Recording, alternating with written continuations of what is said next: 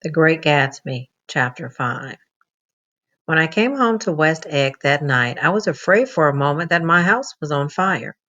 2 o'clock, and the whole corner of the peninsula was blazing with light, which fell unreal on the shrubbery and made thin, elongated glints upon the roadside wires. Turning a corner, I saw that it was Gatsby's house, lit from tower to cellar. At first I thought it was another party, a wild rout that had resolved itself into hide and go seek or sardines in the box, with all the house thrown open to the game.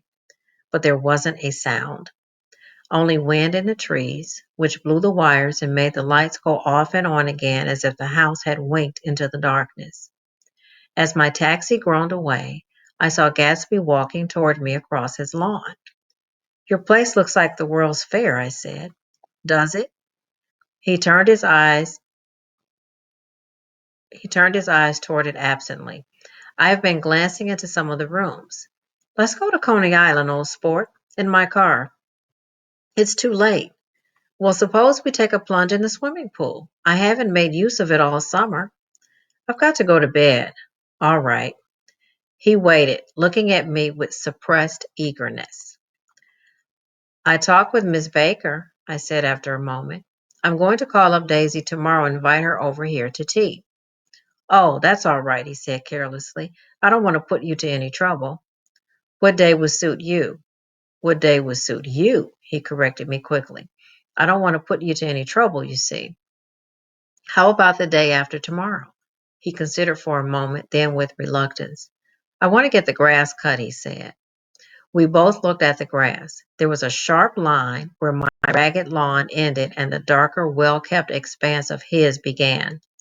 I suspected that he meant my grass. "There's another little thing," he said uncertainly and hesitated. "Would you rather put it off for a few days?" I asked. "Oh, it isn't about that. At least," he fumbled with a series of beginnings. "Why, I thought, why, look here, old sport, you don't make much money, do you?" "Not very much." This seemed to reassure him, and he continued more confidently. "I thought you didn't, if you'll pardon my. You see, I carry a little business on the side, a sort of sideline, you understand. And I thought that if you don't make very much, you're selling bonds, aren't you, old sport?" "Trying to." "Well, this would interest you. It wouldn't take up much of your time, and you might pick up a nice bit of money. It happens to be a rather confidential sort of thing." I realize now that under different circumstances, that conversation might have been one of the crises of my life. But because the offer was obviously and tactlessly for a service to be rendered, I had no choice except to cut him off there. "I've got my hands full," I said. "I'd much oblige, but I couldn't take on any more work." "You wouldn't have to do any business with Wolfshine." Evidently, he thought that I was shying away from the connection mentioned at lunch, but I assured him he was wrong. He waited a moment longer, hoping I'd begin a conversation, but I was too absorbed to be responsive, so he went unwillingly home. The evening had made me lightheaded and happy. I think I walked into a deep sleep as I entered my front door. So I didn't know whether or not Gatsby went to Coney Island, or for how many hours he glanced into rooms while his house blazed gaudily on. I called up Daisy from the office next morning and invited her to come to tea. "Don't bring Tom," I warned her. "What?" "Don't bring Tom." "Who is Tom?" she asked innocently. The day agreed upon was pouring rain. At 11 o'clock, a man in a raincoat, dragging a lawnmower, tapped at my door and said that Mr. Gatsby had sent him over to cut my grass. This reminded me that I had forgotten to tell my Finn to come back, so I drove into West Egg Village to search for her among soggy, whitewashed alleys and to buy some cups and lemons and flowers. The flowers were unnecessary, for at 2 o'clock a greenhouse arrived from Gatsby's with innumerable receptacles to contain it in. An hour later, the front door opened nervously, and Gatsby, in a white flannel suit, silver shirt, and gold-colored tie, hurried in. He was pale, and there were dark signs of sleeplessness beneath his eyes. "Is everything all right?" he asked immediately. The grass looks fine, if that's what you mean. What grass? He inquired blankly. Oh, the grass in the yard. He looked out the window at it, but judging from his expression, I don't believe he saw a thing. Looks very good, he remarked vaguely. One of the papers said that they thought rain would stop about 4. I think it was the journal. Have you got everything you need in the shape of tea? I took him to the pantry, where he looked a little reproachfully at the fan. Together we scrutinized the 12 lemon cakes from the delicatessen shop. Will they do? I asked. Of course, they're fine. And he added hollowly, old sport. The rain cooled about 3:30 to a damp mist through which occasional thin drops swam like dew. Gatsby looked with vacant eyes through a copy of Clay's Economics, starting at the finished tread that shook the kitchen floor and peering toward the bleared windows from time to time as if a series of invisible but alarming happenings were taking place outside. Finally, he got up and informed me in an uncertain voice that he was going home. Why is that? Nobody's coming to tea. It's too late. He looked at his watch as if there was some pressing demand on his time elsewhere. I can't wait all day. Don't be silly. It's just 2 minutes to 4. He sat down miserably, as if I had pushed him, and simultaneously there was the sound of a motor turning into my lane. We both jumped up, and a little herald myself, I went out into the yard. Under the dripping bare lilac trees, a large open car was coming up the drive. It stopped. Daisy's face, tipped sideways beneath a three-cornered lavender hat, looked out at me with a bright, ecstatic smile. Is this absolutely where you live, my dearest one? The exhilarating ripple of her voice was a wild tonic in the rain. I had to follow the sound of it for a moment, up and down, with my ear alone, before any words came through. A damp streak of hair lay like a dash of blue paint across her cheek, and her hand was wet with glistening drops as I took it to help her from the car. Are you in love with me? She said low in my ear. Or why did I have to come alone? That's the secret of Castle Rackrent. Tell your chauffeur to go far away and spend an hour. Come back in an hour, Ferdy. Then in a grave murmur, his name is Ferdy. Does the gasoline affect his nose? I don't think so, she said innocently. Why? We went in. To my overwhelming surprise, the living room was deserted. Well, that's funny, I exclaimed. What's funny? She turned her head as there was a light, dignified knocking at the door. I went out and opened it. Gatsby, pale as death, with his hands plunged like weights in his coat pockets, was standing in a puddle of water, glaring tragically into my eyes. With his hands still in his coat pockets, he stalked by me into the hall, turned sharply as if he were on a wire, and disappeared into the living room. It wasn't a bit funny. Aware of the loud beating of my own heart, I pulled the door to against the increasing rain. For half a minute there wasn't a sound. Then from the living room, I heard a sort of choking murmur and part of a laugh, followed by Daisy's voice on a clear artificial note. I certainly am awfully glad to see you again. A pause. It endured horribly. I had nothing to do in the hall, so I went into the room. Gatsby, his hand still in his pocket, was reclining against the mantelpiece in a strained counterfeit of perfect ease, even of boredom.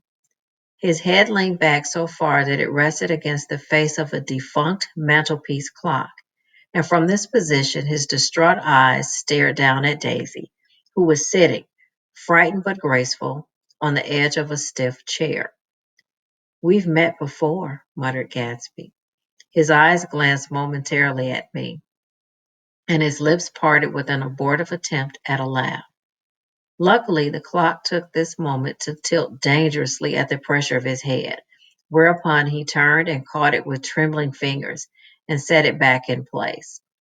Then he sat down rigidly, his elbow on the arm of the sofa and his chin in his hand. I'm sorry about the clock, he said. My own face had now assumed a deep tropical burn. I couldn't muster up a single commonplace out of the thousand in my head. It's an old clock, I told them idiotically.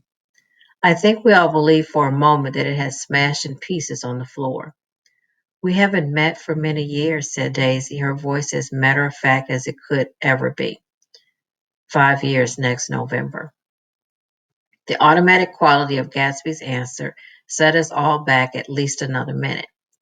I had them both on their feet with the desperate suggestion that they help me make tea in the kitchen when the demoniac Finn brought it in on a tray. Amid the welcome confusion of cups and cakes, a certain physical decency established itself. Gatsby got himself into a shadow, and while Daisy and I talked, looked conscientiously from one to the other of us with tense, unhappy eyes. However, as calmness wasn't an end in itself, I made an excuse at the first possible moment and got to my feet. Where are you going? Demanded Gatsby in immediate alarm. I'll be back. I've got to speak to you about something before you go. He followed me wildly into the kitchen, closed the door, and whispered, Oh God, in a miserable way. What's the matter?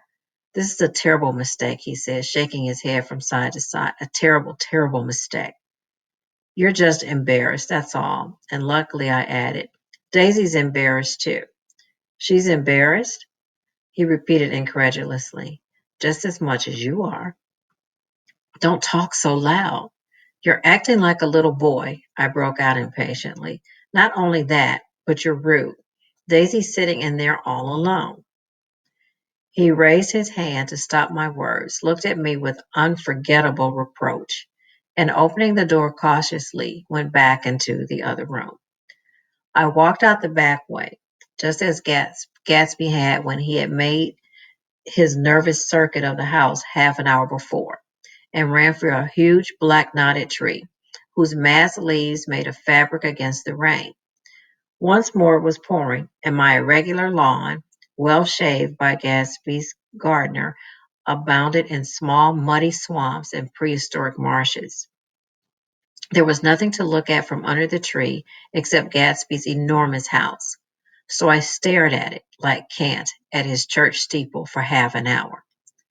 A brewer had built it early in the period craze, a decade before, and there was a story that he'd agreed to pay 5 years' taxes on all the neighboring cottages if the owners would have their roofs thatched with straw. Perhaps their refusal took the heart out of his plan to found a family. He went into an immediate decline. His children sold his house with the black wreath still on the door. Americans, while occasionally willing to be serfs, have always been obstinate about being peasantry. After half an hour, the sun shone again, and the grocer's automobile rounded Gatsby's drive with the raw material for his servants' dinner. I felt sure he wouldn't eat a spoonful. A maid began opening the upper windows of his house, appeared momentarily in each, and leaning from a large central bay, spat meditatively into the garden. It was time I went back. While the rain continued, it had seemed like the murmur of their voices, rising and swelling a little now and then with gusts of emotion. But in the new silence, I felt that silence had fallen within the house, too. I went in, after making every possible noise in the kitchen, short of pushing over the stove, but I don't believe they heard a sound. They were sitting at either end of the couch, looking at each other as if some question had been asked or was in the air, and every vestige of embarrassment was gone. Daisy's face was smeared with tears, and when I came in, she jumped up and began wiping at it with her handkerchief before a mirror. But there was a change in Gatsby that was simply confounding. He literally glowed. Without a word or a gesture of exultation, a new well-being radiated from him and filled the little room. Oh, hello, old sport, he said, as if he hadn't seen me for years. I thought for a moment he was going to shake hands. It stopped raining. Has it? When he realized what I was talking about, that there were twinkle bells of sunshine in the room, he smiled like a weatherman, like an ecstatic patron of recurrent light, and repeated the news to Daisy. What do you think of that? It stopped raining. I'm glad, Jay, her throat full of aching, grieving beauty. told only of her unexpected joy. I want you and Daisy to come over to my house, he said. I'd like to show her around. You sure you'd want me to come? Absolutely, old sport. Daisy went upstairs to wash her face. Too late, I thought with humiliation of my towels, while Gatsby and I waited on the lawn. My house looks well, doesn't it? He demanded. See how the whole front of it catches the light? I agreed that it was splendid. Yes, his eyes went over it, every arched door and square tower. It took me just 3 years to earn the money that bought it. I thought you inherited your money. I did, old sport, he said automatically, but I lost most of it in the big panic, the panic of the war. I think he hardly knew what he was saying, for when I asked him what business he was in, he answered, "That's my affair," before he realized that it wasn't the appropriate reply. Oh, I've been in several things, he corrected himself. I was in the drug business and then I was in the oil business, but I'm not in either one now. He looked at me with more attention. Do you mean you've been thinking over what I proposed the other night? Before I could answer, Daisy came out of the house and 2 rows of brass buttons on her dress gleamed in the sunlight. That huge place there? She cried, pointing. Do you like it? I love it, but I don't see how you live there all alone. I keep it always full of interesting people, night and day. People who do interesting things. Celebrated people. Instead of taking the shortcut along the Sound, we went down the road and entered by the big poster. With enchanting murmurs, Daisy admired this aspect of that feudal silhouette against the sky, admired the gardens, the sparkling odor of jonquils, and the frothy odor of hawthorn and plum blossoms, and the pale gold odor of kiss me at the gate. It was strange to reach the marble steps and find no stir of bright dresses in and out the door, and hear no sound but bird voices in the trees. And inside, as we wandered through Marie Antoinette music rooms and restoration salons, I felt that there were guests concealed behind every couch and table, under orders to be breathlessly silent until we had passed through. As Gatsby closed the door of the Merton College Library, I could have sworn I heard the owl-eyed man break into ghostly laughter. We went upstairs, through period rooms, swathed in rose and lavender silk, and vivid with new flowers, through dressing rooms and pool rooms and bathrooms with sunken baths, intruding into one chamber where a disheveled man in pajamas who was doing liver exercises on the floor. It was Mr. Klipspringer, the boarder. I had seen him wandering hungrily about the beach that morning.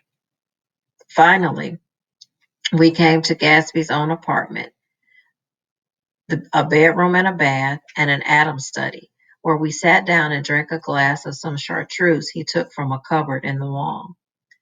He hadn't once ceased looking at Daisy, and I think he revalued everything in his house according to the measure of response it drew from her well-loved eyes. Sometimes, too, he stared around at his possessions in a dazed way, as though in her actual and astounding presence none of it was any longer real. Once he nearly toppled down a flight of stairs. His bedroom was the simplest room of all, except where the dresser was garnished with a toilet set of pure dull gold. Daisy took the brush with delight and smoothed her hair, whereupon Gatsby sat down and shaded his eyes and began to laugh. It's the funniest thing, old sport, he said hilariously. I can't when I try to. He had passed visibly through 2 states and was entering upon a third. After his embarrassment and his unreasoning joy, he was consumed with wonder at her presence. He had been full of the idea so long, dreamed it right through to the end, waited with his teeth set to speak, at an inconceivable pitch of intensity. Now, in the reaction, he was running down like an overwound clock. Recovering himself in a minute, he opened for us 2 hulking patent cabinets which held his masked suits and dressing gowns and ties and his shirts, piled like bricks in stacks a dozen high. I've got a man in England who buys me clothes. He sends over a selection of things at the beginning of each season, spring and fall. He took out a pile of shirts and began throwing them one by one before us. Shirts of sheer linen and thick silk and fine flannel, which lost their folds as they fell and covered the table in many colored disarray. While we admired, he brought more, and the soft, rich heap mounted higher. Shirts with stripes and scrolls and plaids and coral and apple green and lavender and faint orange and monograms of Indian blue. Suddenly, with a strange sound, Daisy bent her head into the shirts and began to cry stormily. "They're such beautiful shirts," she sobbed, her voice muffled in the thick folds. "It makes me sad because I've never seen such beautiful shirts before." After the house, we were to see the grounds and the swimming pool, and the hydroplane, and the midsummer flowers. But outside Gatsby's window, it began to rain again. So we stood in a row looking at the corrugated surface of the Sound. "If it wasn't for the mist, we could see your home across the bay," said Gatsby. "You always have a green light that burns all night at the end of your dock." Daisy put her arm through his abruptly, but he seemed absorbed in what he had just said. Possibly it had occurred to him that the colossal significance of that light had now vanished forever. Compared to the great distance that had separated him from Daisy, it had seemed very near to her, almost touching her. It had seemed as close as a star to the moon. Now it was again a green light on a dock. His count of enchanted objects had diminished by one. I began to walk about the room, examining various indefinite objects in the half darkness. A large photograph of an elderly man in yachting costume attracted me, hung on the wall over his desk. "Who's this?" "That? That's Mr. Dan Cody, old sport." The name sounded faintly familiar. "He's dead now. He used to be my best friend years ago." There was a small picture of Gatsby, also in a yachting costume, on the bureau. Gatsby with his head thrown back defiantly, taken apparently when he was about 18. "I adore it," exclaimed Daisy. "The pompadour. You never told me you had a pompadour or a yacht." "Look at this," said Gatsby quickly. "Here's a lot of clippings about you." They stood side by side examining it. I was going to ask to see the rubies when the phone rang, and Gatsby took up the receiver. "Yes. Well, I can't talk now. I can't talk now, old sport. I said a small town. He must know what a small town is. Well, he's no use to us if Detroit is his idea of a small town." He rang off. "Come here quick," cried Daisy at the window. The rain was still falling, but the darkness had parted in the west, and there was a pink and golden billow of foamy clouds above the sea. "Look at that," she whispered, and then after a moment, "I'd like to just get one of those pink clouds and put you in it and push you around." I tried to go then, but they wouldn't hear of it. Perhaps my presence made them feel more satisfactorily alone. "I know what we'll do," said Gatsby. "We'll have Cliff Springer play the piano." He went out of the room calling, "Ewing," and returned in a few minutes, accompanied by an embarrassed, slightly worn young man with shell-rimmed glasses and scanty blonde hair. He was now decently clothed in a sport shirt, open at the neck, sneakers, and duck trousers of a nebulous hue. "Did we interrupt your exercises?" inquired Daisy politely. "I was asleep," cried Mr. Klipspringer in a spasm of embarrassment. "That is, I'd been asleep, then I got up." "Klipspringer plays the piano," said Gatsby, cutting him off. "Don't you, Ewing, old sport?" "I don't play well, I don't. I hardly play at all. I'm all out of practice." "We'll go downstairs," interrupted Gatsby. He flipped a switch. The gray windows disappeared as the house glowed full of light. In the music room, Gatsby turned on a solitary lamp beside the piano. He lit Daisy's cigarette from a trembling match and sat down with her on a couch far across the room, where there was no light save what the gleaming floor bounced in from the hall. When Cliff Springer had played "The Love Nest," he turned around on the bench and searched unhappily for Gatsby in the gloom. I'm all out of practice, you see. I told you I couldn't play. I'm all out of practice. Don't talk so much, old sport commanded Gatsby. Play. In the morning, in the evening. Ain't we got fun? Outside the wind was loud, and there was a faint flow of thunder along the sound. All the lights were going on in West Egg now. The electric trains, men carrying, were plunging home through the rain from New York. It was the hour of a profound human change, and excitement was generating in the air. One thing sure, nothing sure. The rich get richer and the poor get children. In the meantime, in between time. As I went over to say goodbye, I saw that the expression of bewilderment had come back into Gatsby's face, as though a faint doubt had occurred to him as to the quality of his present happiness. Almost 5 years. There must have been moments, even that afternoon, when Daisy tumbled short of his dreams, not through her own fault, but because of the colossal vitality of his illusion. It had gone beyond her, beyond everything. He had thrown himself into it with a creative passion, adding to it all the time, decking it out with every bright feather that drifted his way. No amount of fire or freshness can challenge what a man will store up in his ghostly heart. As I watched him, he adjusted himself a little, visibly.